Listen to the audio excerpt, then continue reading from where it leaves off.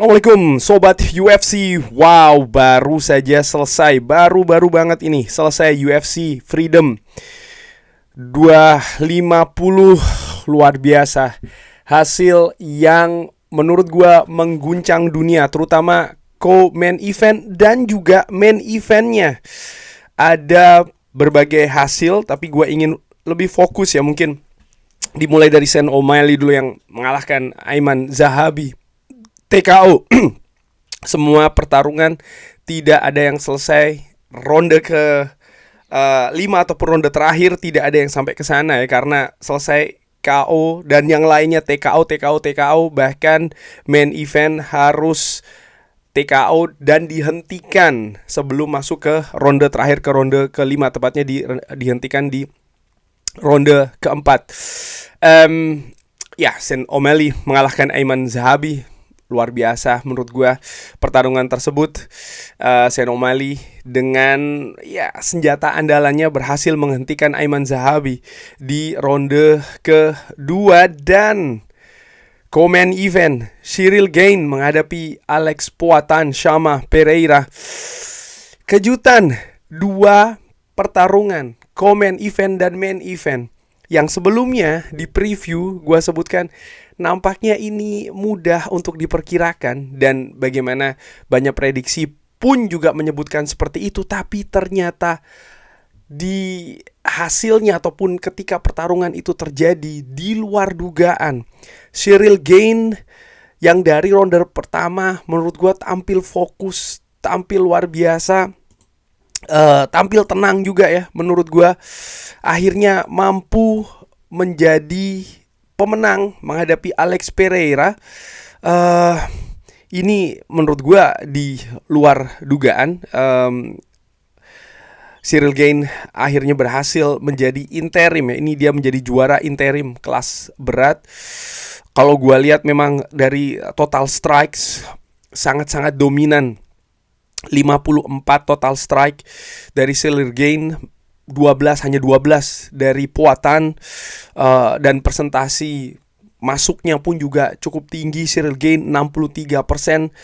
Dan ya menurut gue memang lebih bersih pukulan-pukulan dari Ciryl Gane, lebih berbobot.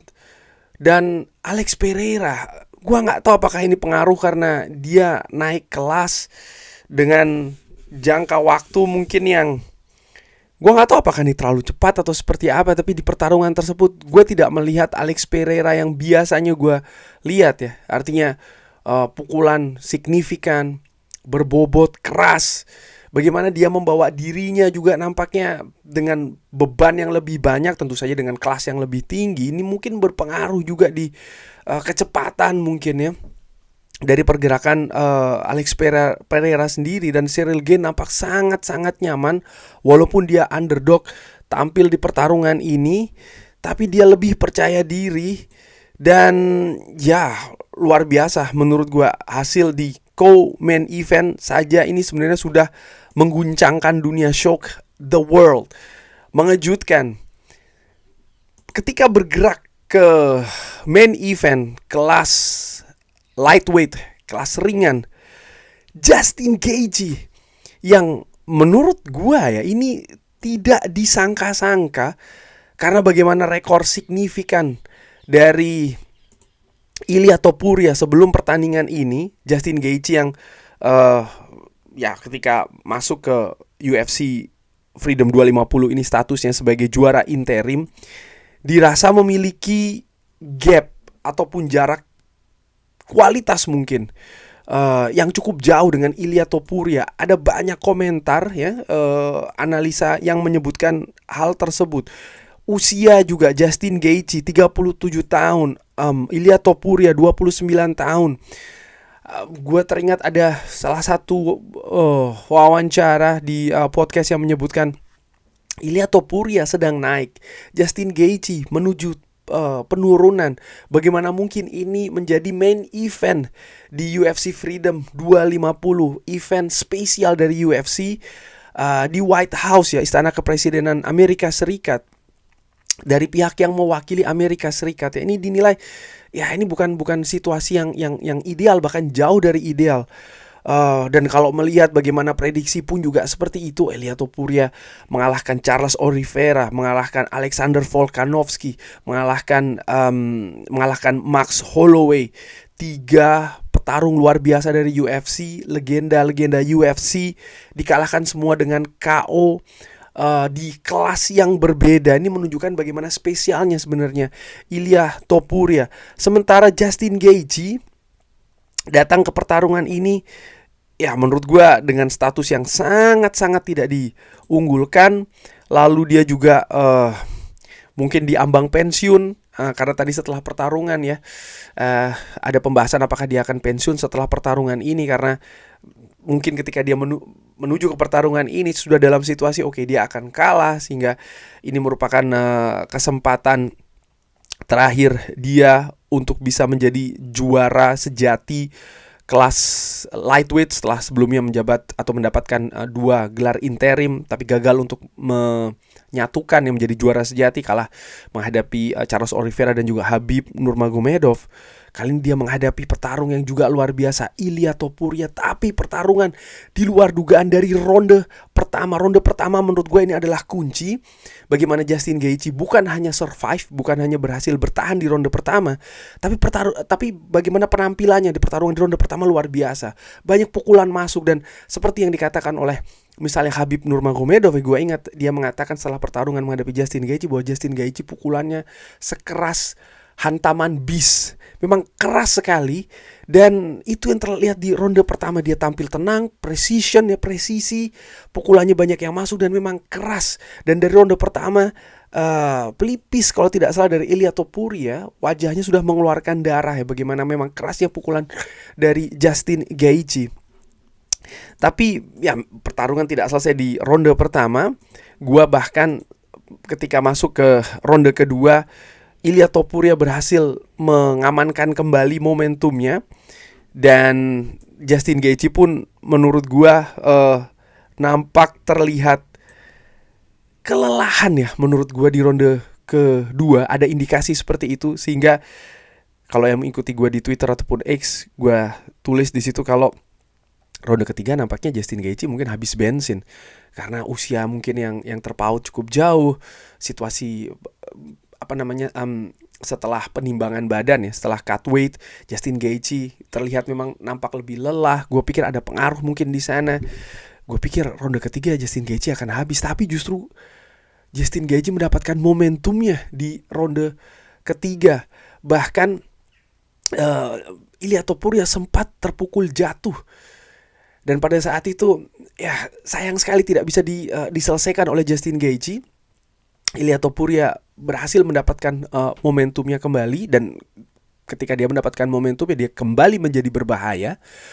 Masuk ke ronde keempat, menurut gua Ilia Topuria lebih unggul sedikit di ronde keempat, dengan berbagai, dia juga melakukan usaha takedowns ya menurut gua Ilia Topuria di ronde keempat. Dan ya menurut gua setelah ronde ke-4 situasi nampak lebih ke 1-1. Walaupun di ronde ketiga Justin Gaethje luar biasa menurut gua, signifikan strikes-nya sangat-sangat dominan.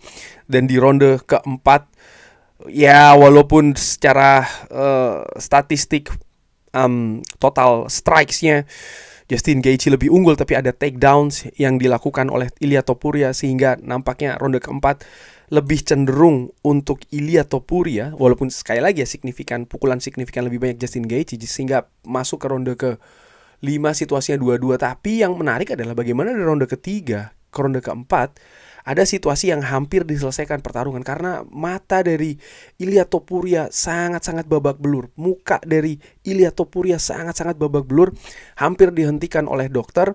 Tapi nampaknya ya keputusan tidak demikian. Ada kontroversi ketika gue ikuti pertarungan yang menyebutkan ya nampaknya ini Ilia Topuria nampak diberikan angin segar menuju ke ronde ke-5. Masa istirahatnya diperpanjang ya dengan analisa dari dokter. Dari ronde ketiga menuju ke ronde keempat, ya di mana ronde ketiga Justin Gaethje lebih unggul ya, tapi ya mungkin itu ada pengaruhnya juga sehingga di ronde keempat Ilia Topuria mendapatkan sedikit angin, dan seperti gua katakan ya, dia berhasil memenangkan ronde tersebut sehingga 2-2, tapi dengan situasi signifikan pukulan strike, walaupun dia melakukan takedown di ronde keempat, tapi pukulan-pukulan masuk dari Justin Gaethje ini sangat-sangat telak dan berbobot, dan akhirnya dihentikan pertarungan menuju ke ronde kelima. Walaupun nampaknya tidak secara bulat ya, kubu dari Ilia Topuria ini ingin menghentikan, karena nampaknya saudara dari Ilia Topuria menginginkan untuk pertarungan diselesaikan, tapi kabarnya ada salah satu kubu dari Ilia Topuria yang mengatakan menghentikan pertarungan. Dan ketika dari ronde ketiga menuju ke ronde keempat, dokter juga nampaknya ada keraguan ya. Dan ronde kelima memasuki ronde kelima, sebelum memasuki ronde kelima, baru akan memasuki ronde kelima, yang Marc Goddard menghentikan pertarungan ini. Wow, ini pertarungan yang mengguncang dunia, betul-betul memberikan kejutan. Justin Gaethje yang sangat-sangat tidak diunggulkan justru berhasil menjadi juara sejati kelas lightweight. Apa yang akan terjadi selanjutnya ini menarik. Apakah betul Justin Gaethje akan pensiun? Karena dia pernah mencoba 2 kali dan gagal, dan ini adalah usaha ketiga. Tapi sisi lain ya, pengalaman juga tidak bisa dipungkiri. Justin Gaethje memiliki hal tersebut. Ilia Topuria dalam berbagai pertarungan terakhirnya memang tidak pernah menghadapi lawan seperti Justin Gaethje. Ronde juga tidak pernah bergulir sedemikian kerasnya, sedemikian jauhnya. Ketika dia menang angka menghadapi Josh Emmett, walaupun dia sampai dengan ronde kelima, tapi pertarungan tidak sama dengan ketika menghadapi Justin Gaethje dan menghadapi Alexander Volkanovski, Max Holloway, Charles Oliveira. Ya, tidak sampai ronde keempat bahkan, sehingga mungkin ada situasi dengan stamina. Dan menurut gue juga jalannya pertarungan ya luar biasa Justin Gaethje. Strategi dari kubu dari Justin Gaethje menurut gue juga mereka mempersiapkan dengan luar biasa pertarungan ini, dan fantastis menurut gue. Betul-betul hasil yang mengguncangkan, mengejutkan dunia UFC Freedom 250 ini. Bagaimana menurut sobat UFC? Terima kasih. Assalamualaikum warahmatullahi wabarakatuh.